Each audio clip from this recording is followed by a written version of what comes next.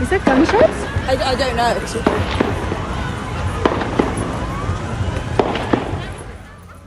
Police say that 2 people are in custody now after a shooting at Australia's Bondi Beach, an incredibly popular tourist area just east of Sydney.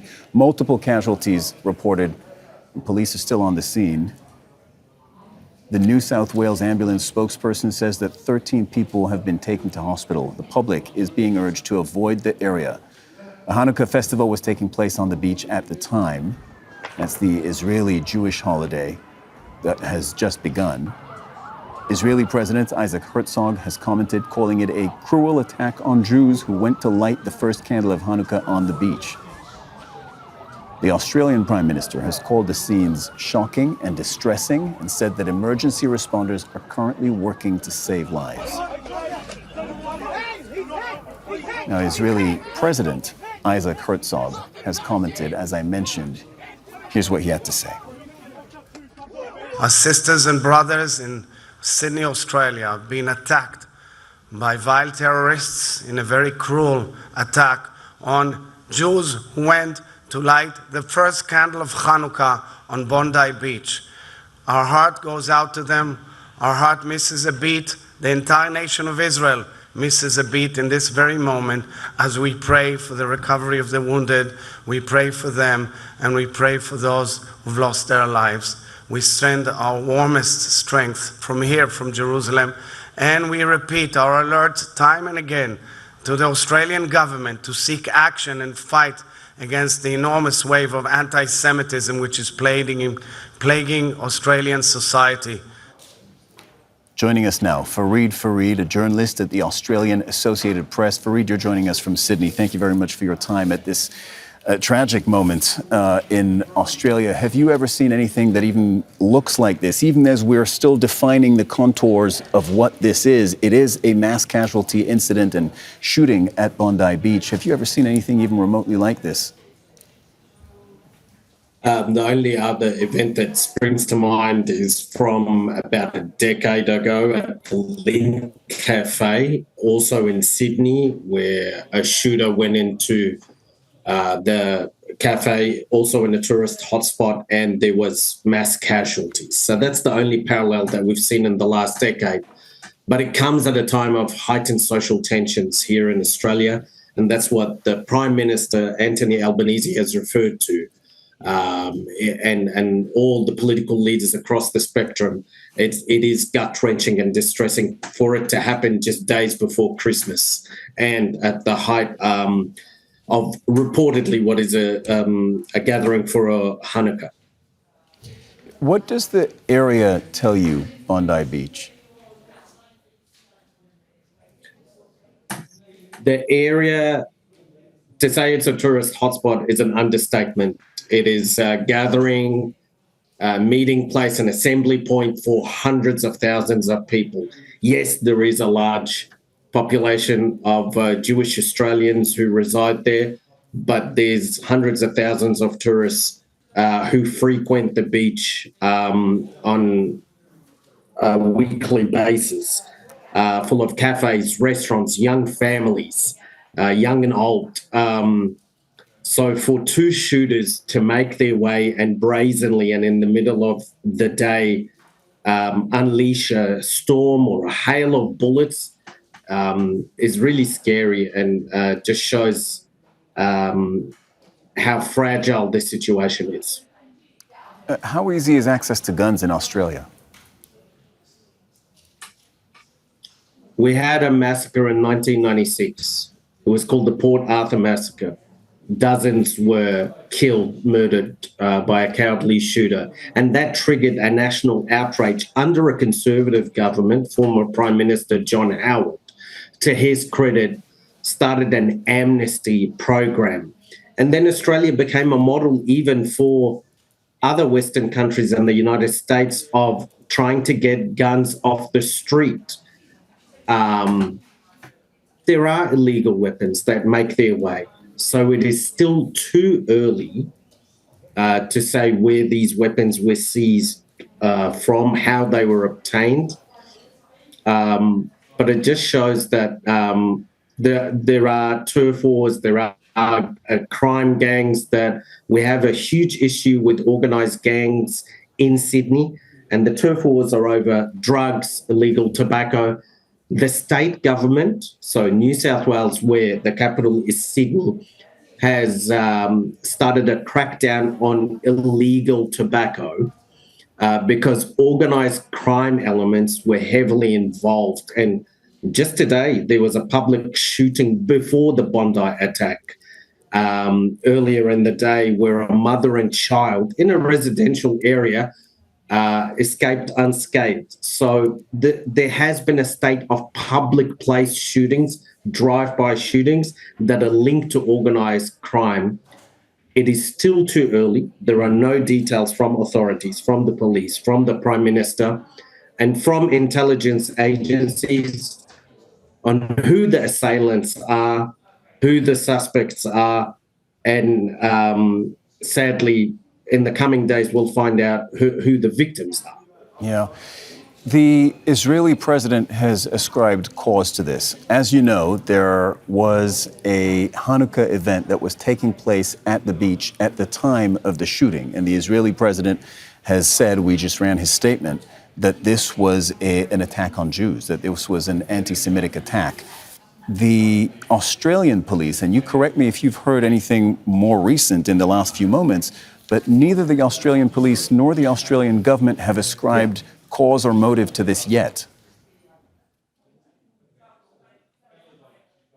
Yes, correct. It is still too early to tell the cause, the motivations, the identities, who they're linked to, and let alone the focus should be on the victims. So to muddy the waters at such an early stage from Israel, where the information here in Sydney is still being gathered as we speak. There are bodies littered on the streets. So for the Israeli president and other leadership to wade into this so quickly, I think inflames, it does inflame social tensions. It creates a rife climate of genuine anti-Semitism that has been happening. We've had attacks on synagogues. We've had attacks on Jewish businesses. We've had a neo-Nazi rally just in front of State Parliament just a month ago. And, really terrible, racist, anti-Semitic diatribes unfurled from a banner. 60 black-clad men. One of them was South African, and he was deported just in the last week or so. So we do have a neo-Nazi problem that becomes conflated by other movements, or becomes conflated with other movements. I think it's too early to tell. The national broadcaster has confirmed that there was a Hanukkah assembly and lighting of candles to mark the beginning of Hanukkah. But apart from that, there is still no clear line of causation that shows this was the shooter, this is what happened, and this is what motivated them. Way too early to wade into such discussions when there is still blood being spilled on the streets of Sydney. Typically, most police forces are not going to ascribe cause that quickly because they've got to go through a process of investigation and asserting fact and finding evidence before they start to make these statements. That's what typically happens, and that seems to be what Australia is doing because they haven't yet said what this is about, who did it. They haven't identified the assailants. What is security typically like around a heavily crowded and visited area like Bondi Beach? There's always police around. New South Wales police, South Wales is a state for your viewers who aren't familiar, put out a statement or a tweet about an hour ago because there was a lot of misinformation flying around, and there still is. At one of the areas near Bondi Beach, a heavily affluent area, and there are a lot of prominent Jewish Australians, businessmen, and so on who live there there were reports of incidents, and police had to come out and say, there are no reports of any incidents. Please do not share unconfirmed rumors. What we know is that there's 2 police in custody. The operation is still ongoing. In terms of security, what makes Australia such an attractive destination for travelers is that it is nominally safe. We don't have typically the gun violence that happens in the United States on a weekly or daily basis. It is not as brazen or blatant as what we've seen in tragic incidents in the United States.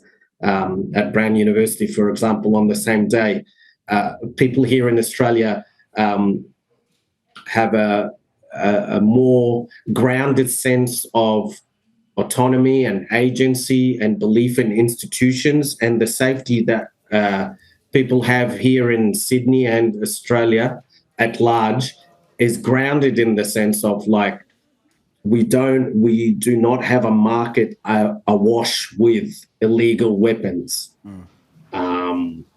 Weapons have to be registered. And what's the security posture of law enforcement typically in Australia? Are they armed, not armed? Sure. Yeah, armed. But it depends. So for some gatherings like this, there have been reports that police were informed and that there was a security cordon around the park where the shooting happened. So that there were police officers so quickly there indicates that, and that 2 police officers were injured in the melee, shows that security has been high for the last 2 years, particularly in the eastern suburbs of Sydney, where there is a sizable Jewish community. Farid, joining us from Sydney this hour.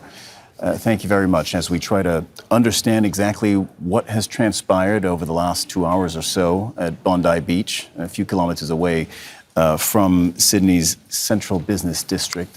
We can go now to our correspondent, Nour Odeh, and Nour is in Ramallah in the occupied West Bank. Nour, we come to you on this because the Israeli President Isaac Herzog has already put out a statement, and it's a very definitive one, ascribing cause to what happened. The Australian government and law enforcement agencies have not yet done so.